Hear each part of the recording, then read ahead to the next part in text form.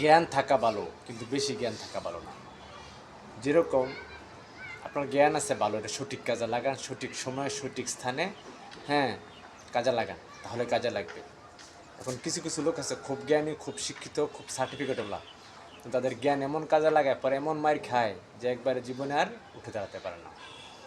যেমন আমি আজকে একজনের কথা বলবেন, নিয়েছেন তোফায়েল আহমেদ।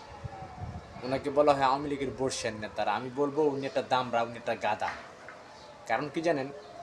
কারণ হলো উনি ঢাকা ইউনিভার্সিটি লেখাপড়া করছে, উনি 69 নির্বাচনে ছিল এবং শেখ মুজিবের একবারে এই সচিব ছিল। হুম।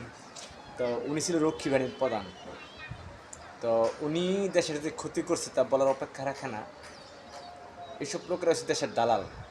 তো উনি বেশি শিক্ষিতগিরি করে, বেশি বুদ্ধি করে, বেশি জ্ঞানীগিরি করে আজকে ওনার যে পরিস্থিতি, ওনার যে অবস্থা, ওনার কিন্তু চ্যানেলে বসে মূল্য নাই। আমি বলা এলাকা ঘুরছি, প্রতি 100 জন থেকে 90 জনই ওনাকে যে গালি দেয়, এটা আমি মানে অনলাইন প্ল্যাটফর্মে বলতে পারবো না। তো এইসব শিক্ষিত, এইসব বর্ষিয়ার রাজনীতিক ব্যক্তিত্ব হয়ে লাভ কি? তো আমার দৃষ্টিকোণ থেকে ওনাকে বর্ষিয়ান রাজনীতিবিদ বলা যাবে না, ওনাকে বলা হতে হবে বর্ষিয়ান দামরা। কারণ ওনার এই দুঃসময়ে ওনার পাশে কেউ নাই, ওনার প্রতি কোনো ভালোবাসা নেই, সহমর্মিতা নেই। কেন জানেন?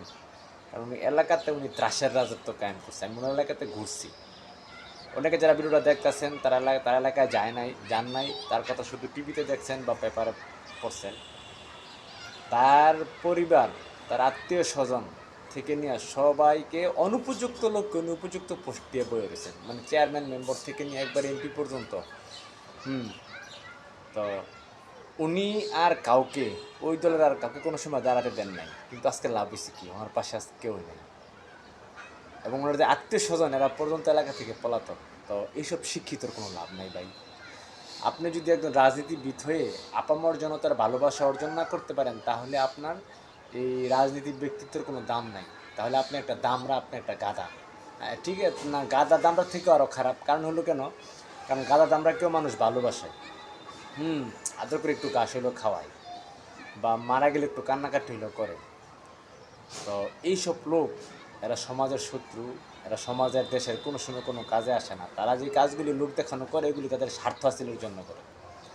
দেখেন ওনার এত জ্ঞান, এত বুদ্ধি, এত কিছু বলা হয়ে থাকে, আগে বলা হইতো, এখন দেখেন ওনার জ্ঞান বুদ্ধির কোনো মূল্য রইল না, উনি একটা দামড়া হিসেবে রূপান্তরিত হল। কী কারণে? ওনাকে কষ্ট পাইতে পারেন, কিন্তু কথাগুলি বলতেছে এই কারণে আপনি শিক্ষা নেওয়ার জন্য। ওনার পরিস্থিতি দেখে শিখেন। এই সমস্ত রাজনীতিবিদ, এই সমস্ত জ্ঞান, এই সমস্ত বুদ্ধি, এই সমস্ত কূটনীতি, এগুলি কোনো কাজে লাগে না। আপনি জ্ঞান অল্প থাকা ভালো, বুদ্ধি অল্প থাকা ভালো, সঠিকভাবে কাজে লাগাইতে পারলে আপনার সম্মান পাবেন।